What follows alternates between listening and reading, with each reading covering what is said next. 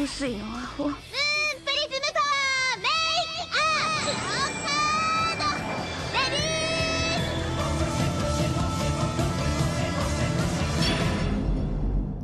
Welcome to Shojo Tell, where we discuss shoujo manga and tell who's hot and who's not, talk about themes, and just generally geek out. Today, May 29th, 2025, we'll be shoujo and telling about the series Mermaid Scales in the Town of Sand by Yoko Komori, which is actually a josei series. I'm your host, Asher McDonald, and I'm joined once again by my husband, Asher Softman. Hello, Asher. Hello, Ashley. We're here again. We are here, yes. For a podcast. Who are you? Anything interesting they should know besides you're my husband? No. It's very easy for her to share manga with me because I'm right there. And that's what we do. And that's what we do. And not gonna lie, this one we borrowed from the library, but hey. Yay, libraries. Okay. Yay, libraries. Yay, libraries. Okay. So, also to be clear, Mermaid Scales in the Town of Sand is a pretty short manga. It's only 2 volumes, comes in an omnibus, so it's one big volume. Okay, volume des. So this beginning section is probably going to be pretty short this time, but we're going to try to keep it spoiler free. Again, it's a very short manga, so we'll try to keep it spoiler free discussion for maybe 5 to 10 minutes, just high level thoughts, and then we'll give a spoiler warning. So, maybe we will intrigue you and make you want to read it, or if you've already read it, you can listen to the whole thing. Okay. So Asher. Mm-hmm. What is Mermaid Scales in the Town of Sand about? Ooh, I mean, it's hard to... Yeah, there's a what it's about and there's a plot, right? Those are not necessarily the same thing. But it's also like how to summarize such a short series without spoilers, right? Well, yeah. All right. So Mermaid Scales and the Town of Sand is about a girl, Tokiko, who moves to this it's a small town. It's a small beach town with her father after her mother, leaves with another man. And it's about her making sense of the world, is what I would say. She saw a mermaid in this town when she was 4. A mermaid saved her life, and she wants to thank him. Well, I guess he was a merman. That's right. A merman. He was a merfolk with an X. No. And it's about her finding her place in this town, or deciding where she wants to be and who she wants to be, and who with. Mm-hmm. And there's this whole mystery of are merfolk real? Right. Kind of driving the plot as she tries to figure out her place. Okay, so we're gonna talk about our background with this series, basically, which I'll say it for Asher. Asher has none. I brought him here because I could, and he's a smart boy. I actually did read this. So I read it. This is my second time reading it. Obviously, I reread it for the podcast. I had read it earlier in this year because it was brought to my attention by a listener. And I was like, oh, this one's short. I feel like I can actually do this. So a listener named Alex emailed me about it at the end of 2024. So I read it in January of this year, and I thought it was pretty emotionally affecting, and here we are. So, Asher, what's your favorite aspect of the series? I love the sort of sense of quiet I get from it. You feel the ocean, you hear the ocean waves? I do hear the ocean. I hear the ocean. I can imagine what it's like to be, 11, 12, reading it, looking at the characters. You can feel how small and quiet and tight this town is, or this village. I guess it's a village, straight up. And how strange that is coming from such a busy life. I'm not from a big city. I'm not from Tokyo, but I am from a far more busy context than this, I forget the name of the town, Sunanomori. Something like that, yeah. And that sense of this place has a definite character, a definite feel to it, comes across real strong. And I really like it. Okay. I'm trying to look up the town. Hold on. Okay, yes, Sunanomori. A made-up place, because when you look it up on Google, the only things that come up are this manga. So Yeah. Like, to my knowledge, and I don't think I saw the kanji at any point, that means like forest of sand. Okay, that makes sense. Okay. I also really like it because it has a thing where you can tell that even, it's a josei manga. And you're like, it's a josei manga, but it's about like, an 11-year-old. And it's like, yeah, because you can tell this is written by somebody who both understands children to a degree and has like lived in the world and knows some things, right? And you're like, all right, I think it, for being so short, it does a lot with that runtime. I might even say it still does too much. I think there are certain characters who could have been tighter here, but we'll get there. And yeah, I think rereading it this second time, there like the end actually almost did make me cry. I was like, okay. Oh, why do I have so many feelings? The older I get, the more weepy I am. It's horrible. It's horrible. Okay. I also wanted to read part of the email that I was sent by Alex, because I mean they sent this. They're really into it. So okay, so in Alex's words, it's an incredibly well-written work with unique art that touches on the importance of closure and healing through the perspective of an elementary school-aged girl. I feel like this manga has flown under the radar for a lot of people, so I wanted to bring its wonderful writing and art to attention. That's fair. I do feel like the art gives you like it's very flowy. It's ill-defined in a lot of ways. Like everything's a little shaky. You feel like everything might be in the ocean with this art, like there's something childish about it, except that it's so deliberate as well. It's so deliberate. It can be really detailed too. Like, there's whole spreads of like the village or whatever, and you're like, yep, there's a lot of lines in there, Yeah.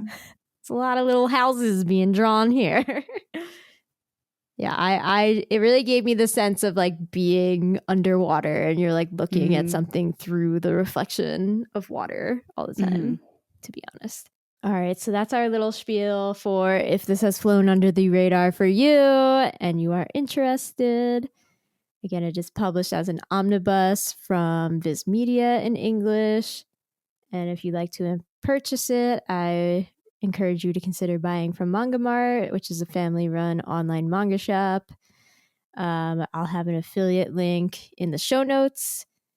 I know it's getting hard. It's getting really hard out there. All the conglomerations. Crunchyroll is owned by Sony now. We don't like them anymore. So let's support the independent creators and stores as much as possible.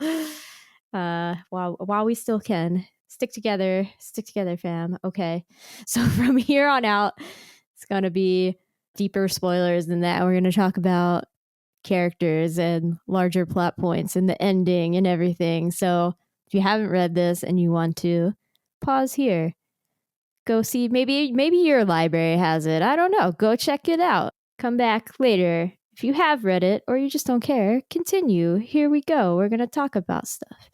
So I wanted to actually give kind of like an overarching view of big plot points, at least as I remember them. So yes, please. As we get the setup of like Tokiko, goes to this village from having lived in Tokyo. It is stated, so they're going to live with her mom's mom. So Tokiko's grandma, but on her mother's side. And her mother is the one who left the relationship. So I'm like, that's intriguing. It is. I was like, oh, fascinating. And it says a lot about the dad. Yeah, I think we should get into that more after I do this thing. But I'm I think the implication is that the dad must have also lived around there. But like, that's not overtly stated. I did not get that sense at all. Oh, okay. Maybe not then. Yeah. So we're going to get into that. So yeah. Okay. So, Tokiko is dealing with, there's like, I don't know, I guess like 3 overarching threads in my mind. One is Tokiko's like, are mermaid people real? Like, I need to know because I was saved in the past by one. I want to find him. I want to know if merfolk are real. 2 is like, I miss my mom.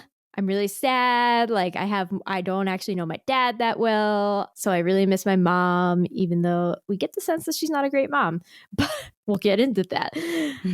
3 is kind of, again, more like fitting in with the kids of this town, like she's like, oh, I have to go to a new school. Kids are like, why are you switching schools at the end of, Japanese elementary school or whatever, you came from Tokyo, like, you don't fit in here. So she's just trying to fit in this town. So those are the 3 things that we're kind of following. And the height of it all coming together is this festival around the Watatsumi Festival, which is Watatsumi in this is explained as being like kind of the spirit of the sea. Like, basically, we don't want to upset whatever spirits and things live in the sea. And that's like what brought on a tsunami in the past. And they're trying to prevent that. So they put on this festival every year. And there's a second part of it. So there's like a lot of secrecy around the town that Tokiko and her friends are trying to figure out, or really it's just Yosuke. Yosuke is the one other like major child character really in this. And Yosuke's main thread is that his brother died several years ago, drowning in the ocean. But he was told they never found his body. So, he's convinced. He's like, I don't really believe it until I see it. Right. Right. So he doesn't believe the merfolk are real. And he's also like, I don't really believe my brother is dead. Or like, I do, but I want like full definitive proof, or I'm always going to be tortured by this like feeling that maybe not. Right. Yeah. So he's trying to solve that. I think it's less that he doesn't believe or needs to see his brother's body to believe, but more that like because he didn't get to see his brother's body, he sees everything else with skepticism, right? Like if he wasn't allowed to have that definitive proof, how can anybody believe all this other stuff that they don't have any proof for? That's not fair. Yeah, like why should you believe in merfolk? Like it doesn't. Yeah. So that all comes to a head where him and Tokiko, they on the night of the festival, all the children in town have to have a sleepover, like in buildings around the festival. And that's so all the adults know that they can't see what the like festival part 2 is happening. But Tokiko and Yosuke do, and they're like, what is this weird, what is this weird second thing that they do? And finally one of the adults is truthful with them and is like, yeah, the real point of the festival is to appease the souls of the people who had died in the tsunami more than the spirits who we angered in the first place. And then we get the confession about like what really happened to Yosuke's brother, which is so shocking based on the memories we saw from Tokiko, right? But it was Yosuke's brother who saved her from drowning.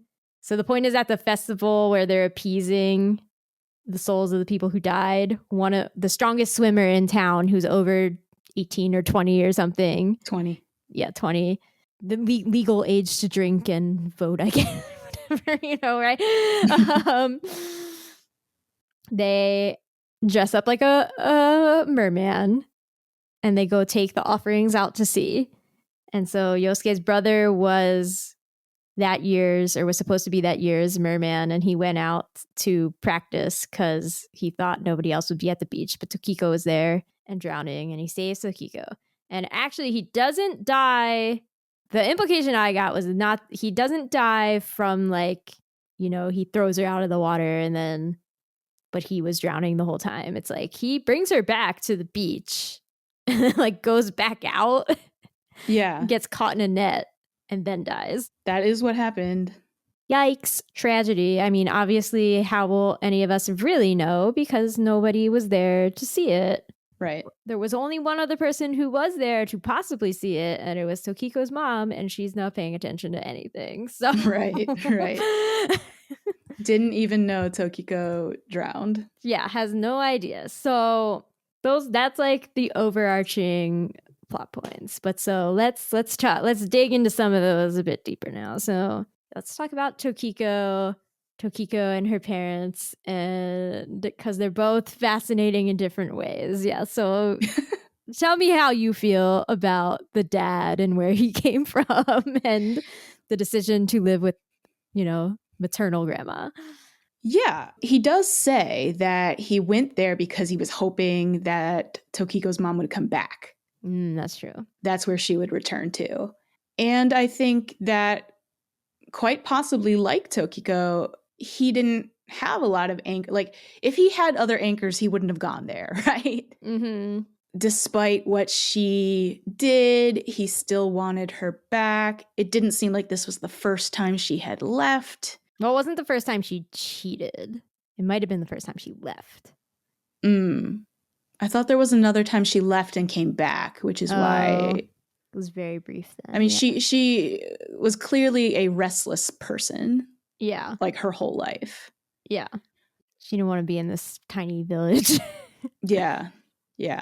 And I think also, like, often when, and this isn't true across the board, but when folks get married, they do form bonds with their partner's family. Like, that's kind of the old school point of getting married. Yeah.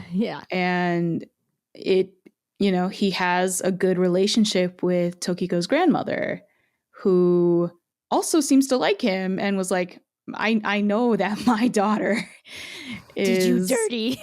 Yeah. So I think that, single dad, Tokiko doesn't know him that well because he's always been the one that's working. Yeah. He needs more support raising her.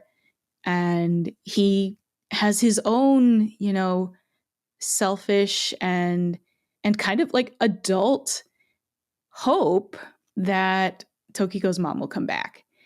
Like, I didn't know that this was a josei before the start of this episode. Okay, excellent. And I wouldn't have expected it to be because the main characters are so young. Right. But knowing that now makes a lot of sort of the care that is taken with all the side characters make a lot of sense. Mm-hmm. Well, okay, so here's why I maybe thought the dad was also from the town, but that just wasn't, it was like weirdly stated, right? Because I thought maybe they met in Tokyo, but I thought it was like, she found him and they got married like way too fast was the implication. And so I guess I just thought that was like while she still lived there. And then also he works at like a fish factory in the town over. And I'm like, what did he do in Tokyo? Like, he could have absolutely still worked in the fishing industry, but the fact that he did that still made me think that he was from the village, I see. And just like maybe his parents had both already passed or something, like, I don't know. I mean, the way he called it, your mom's hometown. I know, yeah. But there's a lot of ambiguity with that one. But yeah, so we do see Tokiko be like, I don't really know my dad that well, but like, I'm open to getting to know him, right? Like, yeah, he doesn't seem bad. Like, recognizing intellectually that he had never done anything bad to her, and he was trying to be nice and do what he could with the time that he had, while still also feeling this nostalgia for her mom, even though every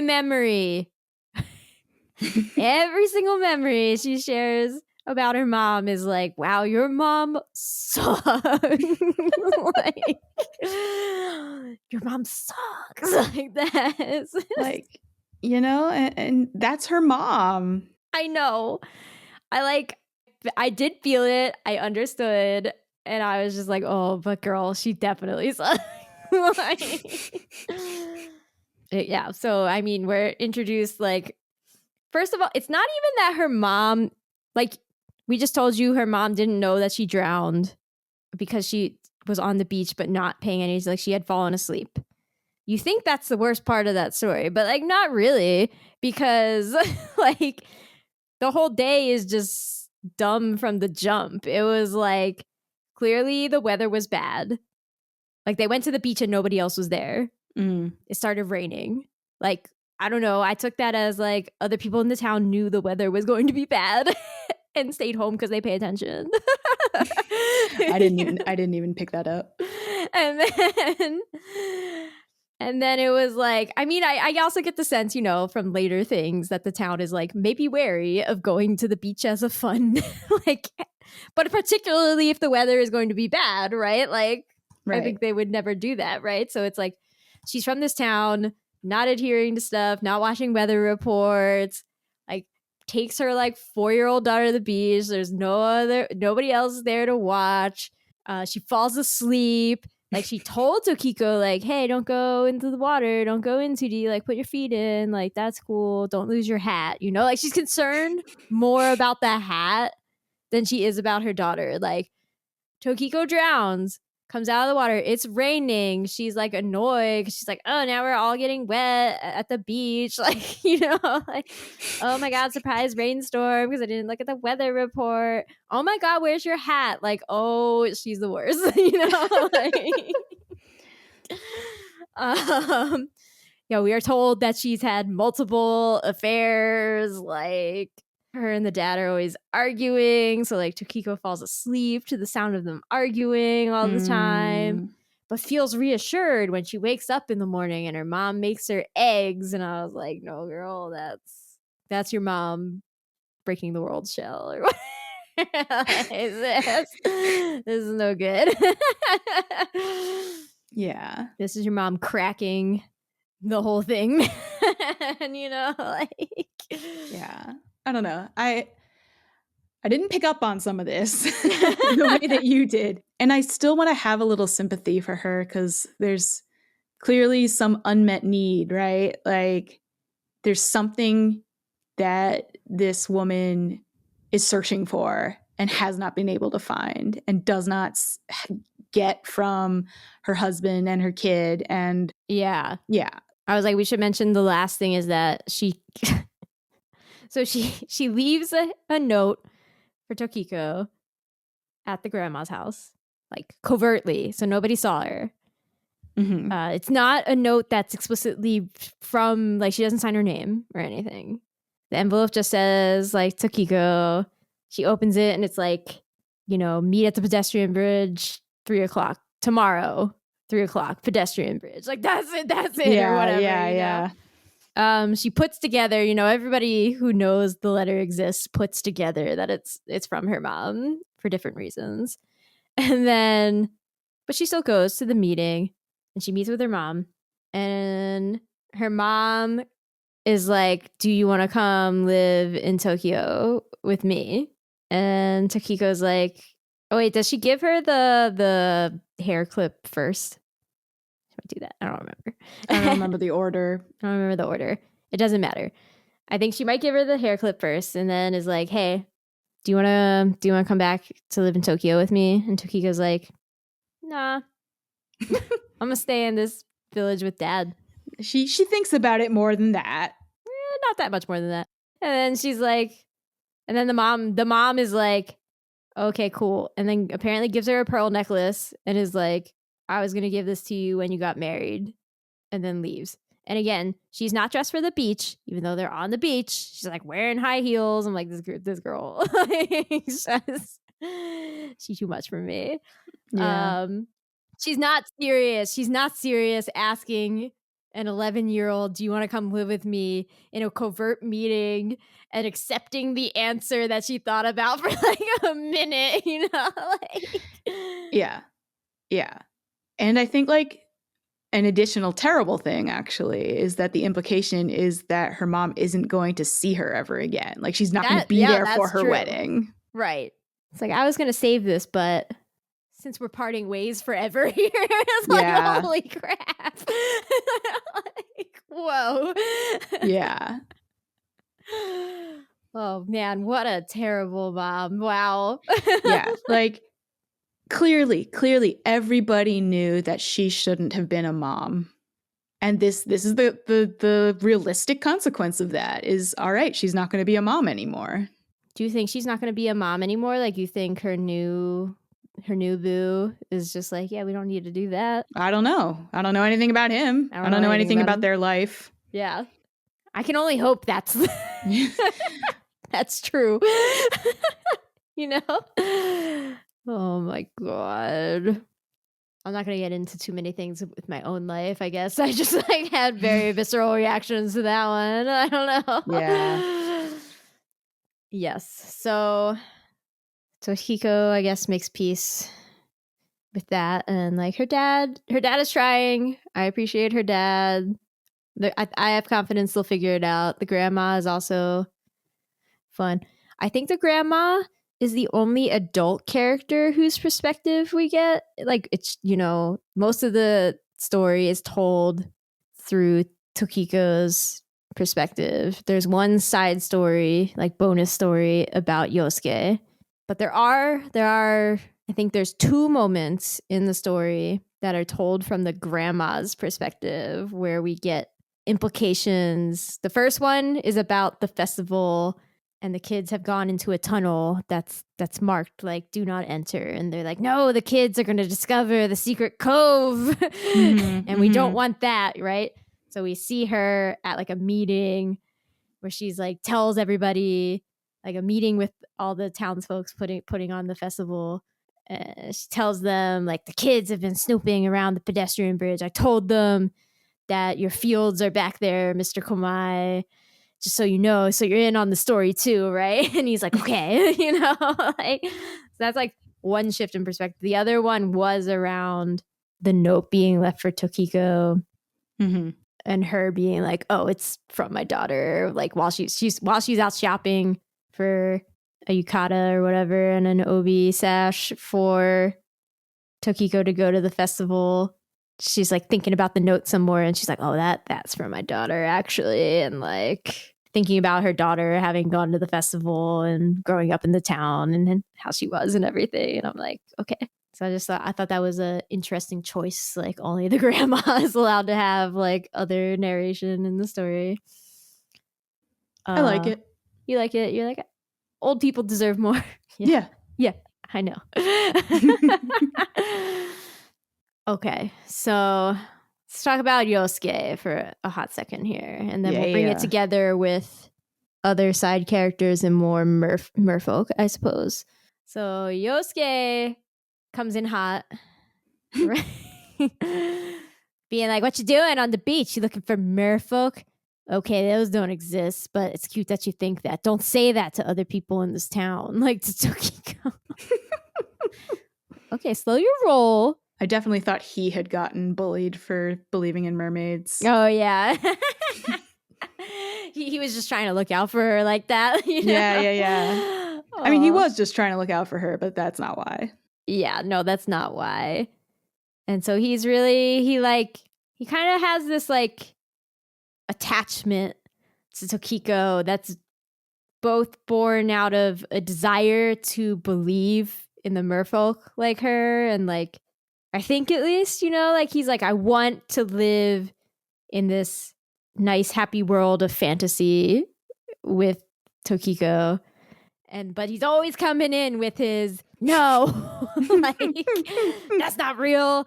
Nothing is real. I'm so hurt because my brother died and this is garbage, you know, and just like flipping out, right? Like, so you have to catch him on the right day, you know, in the right mood. And so when the kids are passing, one of the key moments of this is when the kids are like passing the tunnel that's off limits, and they're all like, I heard there's a monster that lives in there, and it's scary, and here's what it looks like, and like Tokiko has all these nightmares about this monster eventually. But Yosuke, of course, is the one who's like, nah, like, monster not real, go in tunnel, let's go, right? He leads his little gang of 11-year-olds into the tunnel. But they see something vague on the other side, and they're like, oh my god, it's a monster, and then run the other way, back the way they came. So that's Yosuke's personality type, right? I think the best thing about that moment is that Yosuke does run with them, but he does keep looking at the monster. He does keep looking back. Yeah. And I was like, he wants to be with his friend. Like, I don't think he was scared. No, I think he truly believed there was no monster. Look at it. Yeah. He did, but he didn't want to leave the others. It felt like he was protecting them. Yeah. More than like, I need to stay with the others for my safety. No, I think that's exactly how Yosuke like operates. Yeah. Like he wants to escape something, kind of like, like he wants to be free of something, but he's also like he's a kind boy who wants to help others and affirm their reality to a degree. All right, I think we have to mention this dude here, and then we can talk about why he's so creepy. So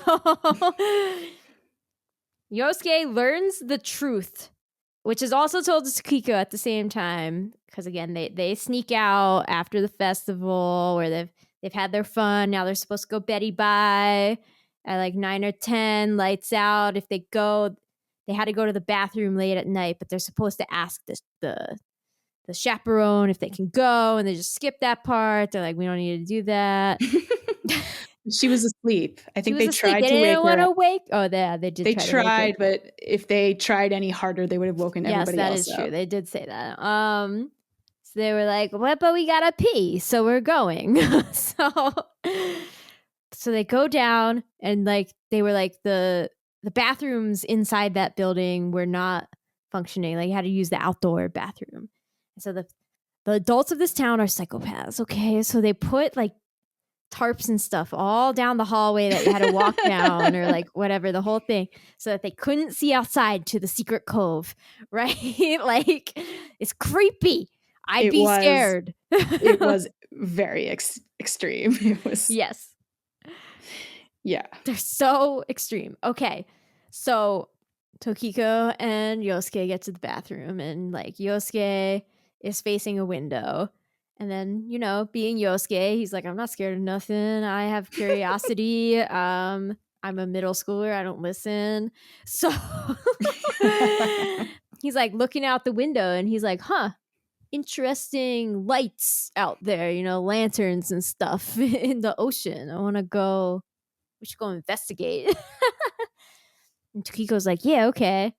So they go out into the town, and none of the other lights are on. Like, the whole town is like turned off electricity. Like, what are they doing? So they are trying not to get caught, so they're still a respectful distance away from this weird ceremony they've stumbled upon with the lanterns and like all the adults of the village gathered together. But there's this guy who owns a sea shack, like store, restaurant, ramen shop, something of that nature, just on the beach. Okay. Mm-hmm. Tokiko has talked to him a couple other times. So he sneaks up on them. And covers their mouth. Okay, this is his last creepy offense. He's had other creepy offenses. We're gonna get into it. Okay. He covers their mouths to make sure they don't scream, which is not a great strategy. Actually, they probably, if they were normal children, they would have made other noises that were audible. Okay, so like, it's not a good strategy. So he convinces them to be like, hey, now is not the time to learn what this is, right? Please go back before there are greater consequences, right? So they listen, they go back.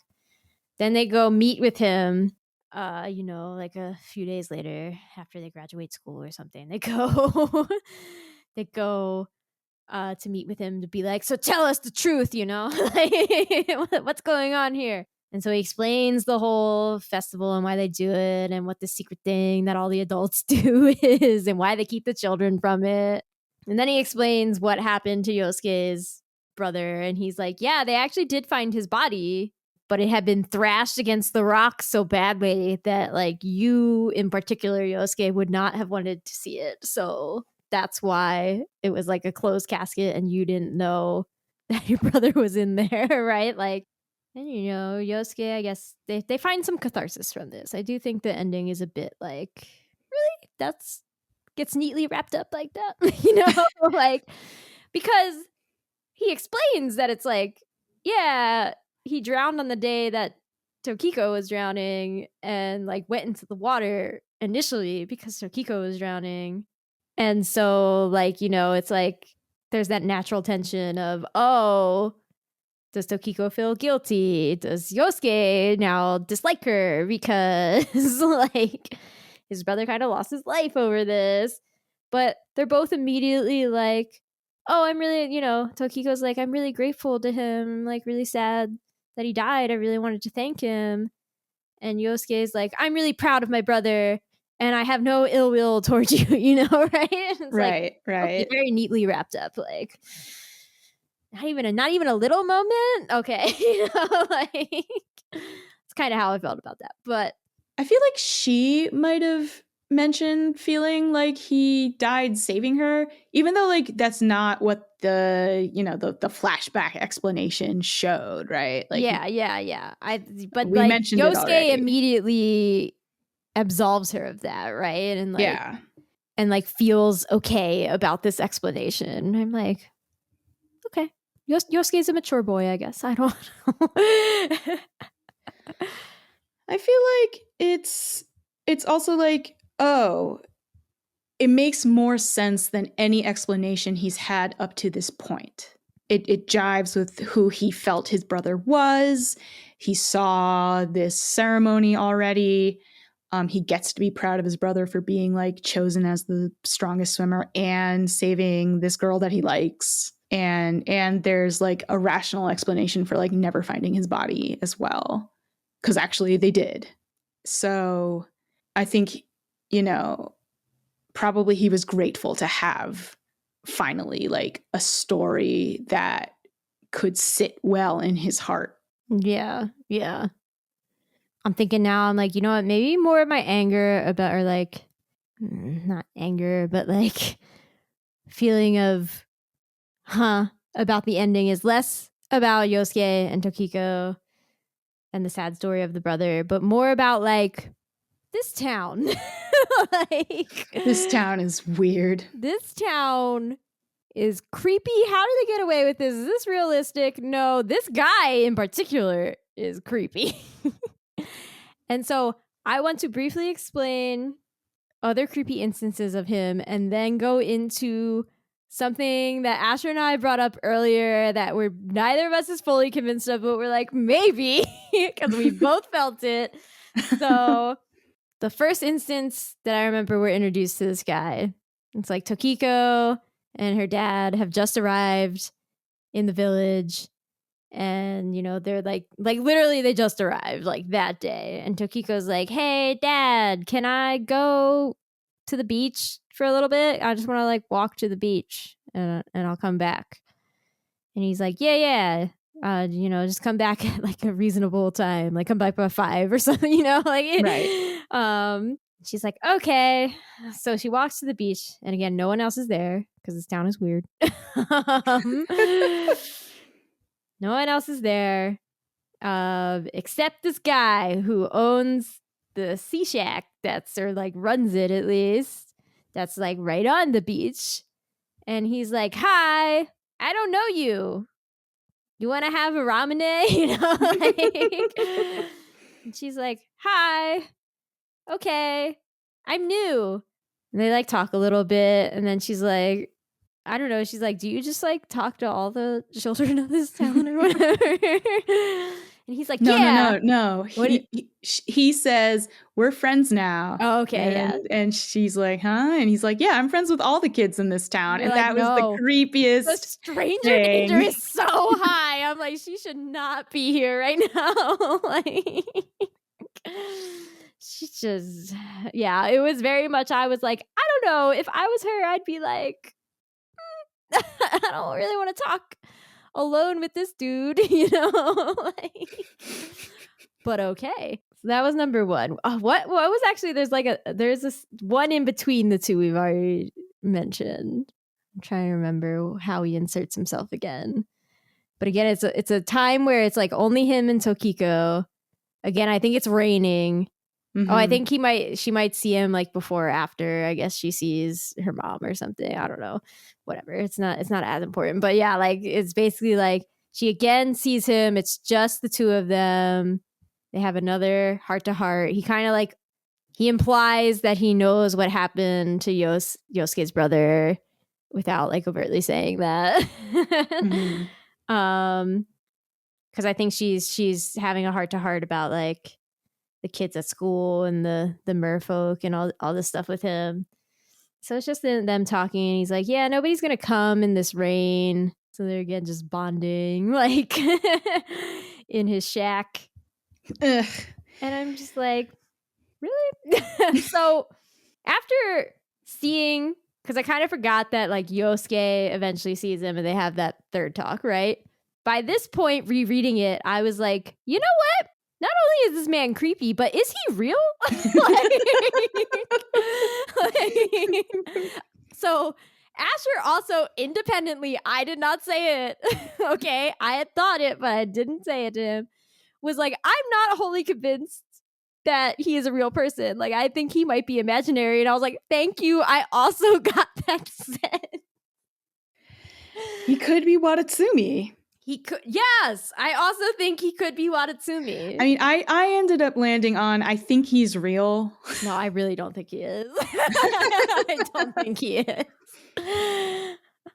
No, I'm not convinced he's real. I really don't think he is. I think that if he's Watatsumi, he has it makes sense that Tokiko and Yosuke would be able to see him. Like he's like come to tell them the full story, right? Right. So I'm just like, yeah, all right. No, he's fake. Like he is not real. Like, especially since the shack. I swear, maybe like I'm misremembering, but like I swear in my mind, like that shack does not have any signs on it. Like I think I think that's just like a vacant like thing on the It's under the bridge, right? I think it's like on the beach near the bridge. Yeah. Okay. I'm just like, yeah, shit, that's not real. Yeah. Like none of this is real. Tokiko didn't notice it on her way down, and only when she was turning to leave from her first trip to the beach did she notice it. Yeah. I'm like, it's not, no. It's like a magical bus stop or something, you know, like no. I'm convinced he's not real. Or that it has credibility. I'm not sure, you know? Or that he is some mythical being, you know? Right. Like, otherwise, I'm not down with this dude. Like, no. It's better if he's a god, yeah. Yeah. It's like, it forgives his creepiness if he is some kind of mythological, only children can see him, like, creature thing, you know? I'm like, oh goodness. Because we don't see him interact with anybody else. No. Like, the implication was that he's at the festival thing, but for some reason, he left and, like, is behind Tokiko and Yosuke to cover their like, you know, like, no, I'm fully convinced he is imaginary / mythical creature. And also, I think this whole town is like very implausible, but that's okay. Yeah.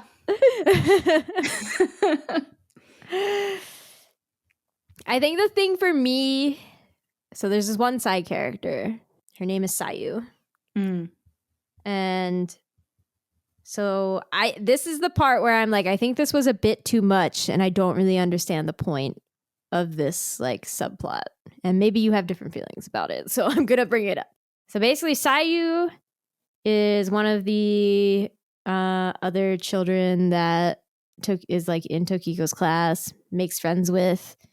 But it is heavily implied that Sayu has a crush on Yosuke and is jealous of Tokiko becoming close with Yosuke. It's not implied. That's just canon. Okay. No, like they say it. Yeah. Yeah. Okay. So Sayu, Tokiko is always going on about the merfolk and all this stuff. So Sayu at one point is like, yeah, I saw a mare person too. And like goes into this whole story about how she saw one of the merfolk. And this becomes actually like a divisive thing between her and Yosuke because Yosuke doesn't believe in the merfolk. And, so maybe this is what led to her talking with imaginary man again, actually, was this fight. That makes sense to me. So like, she has a kind of a falling out with Yosuke where she's like, well, Sayu says that she also had an encounter, and he, Yosuke like doubles down on like merfolk aren't real, and like they go at it. But it also brings a rift between the other friends because what was her name? Nozomi or something? I think so. Yeah. So there's another friend, Nozomi, comes to Tokiko and is like, hey, Toki, you shouldn't really believe Sayu actually because she's a pathological liar. Like in the past, she's done this where she started lying about all this stuff and it really drove all of us away. And so like I warned her that she couldn't do that anymore, would drive everybody away. And so she like stopped and has been good, but now clearly she's jealous, of you getting close to Yosuke. So she's doing it again, and we really have to put a stop to it and all this stuff. And I was like, what? Like, why? Why are we going into this? Like, is this some like meta commentary on the town? Like, oh, I didn't even think of that. No, it did feel a little unnecessary, and it could be one of those things where maybe, she was getting things ready for if she had more time with these characters, with this world. I think largely it was a plot device for Tokiko and Yosuke not to be talking. Yeah, and for her to see Imaginary Man Part 2. Yeah. I think for the main plot was in the end, it was not necessary. I kind of like your idea of like, oh, it could have been a cool like commentary on like everybody lying. And as you were talking, I was thinking about like everybody is sort of engaging in lying to themselves or creating rituals, magical thinking. Yeah. Where, Tokiko's dad is like, if I come here, maybe Tokiko's mom will come back. Tokiko's like, if I'm in this town, maybe I can see that merman and thank him for saving my life. The whole town is like, if we give tribute to the souls of the dead, we won't get flooded again. These are all actually very human responses to things outside of our control, is to make up these stories that in a way it doesn't control what's actually happening, but it controls how we react to it and controls how other people react to it. That's where I think the impulse to lie, when it comes to pathological lying, at least, comes from. So, now we're overanalyzing it, but that does make this a little more intriguing. Yeah. Solving it in real time. Yeah. Those josei authors, man. I get it. Snap, snap, snap, snap, snap. Okay, well, I think that's a great place to end. We solved it. We've done everything. yeah, do you recommend this manga? Yeah. Yeah. I mean, it's not a huge investment. It's 2 volumes, and it's good. It's sweet. It's quiet. You're not going to get like super excited about it, but it might. It's a Yes. It's real nice for adults. Yeah. I think having read it twice, it's still like, it's like, yeah, I didn't get like super hype about it, but it finds its way into your heart, you know, like something about it stays with you, like something stays there. And you're like, all right. Yeah. That's cool. Yeah. All right. Well, thanks for listening to Shojo Tell. Comments, questions, constructive criticism, concerns. That's not a line that makes sense. We're not reading that. Email shoujoandtell@gmail.com or leave a comment on the episode's YouTube page. We're at Shojo and Tell on Blue Sky, Instagram, and Tumblr. You cannot find Asher on the internet. He does not exist. He's made up like the C-check man. I'm Watatsumi. You're Watatsumi, yes. Yeah. We solved it. Are you excited every time you see a new episode from us? If so, please consider leaving a rating on Apple Podcasts. This will help the podcast reach more hearts, or at least ears. Thanks again for listening. We'll be back next time for I don't really know, but like maybe Horimiya? That's right, Horimiya. Everyone's favorite shoujo manga. That's not even a shoujo manga. Every time you look up the best shoujo, number 1, Horimiya. It's not. All right, you know what? We'll get into it. No promises that we're getting into it next, but we are going to get into it. Hopefully soon. Whatever the next episode is, though.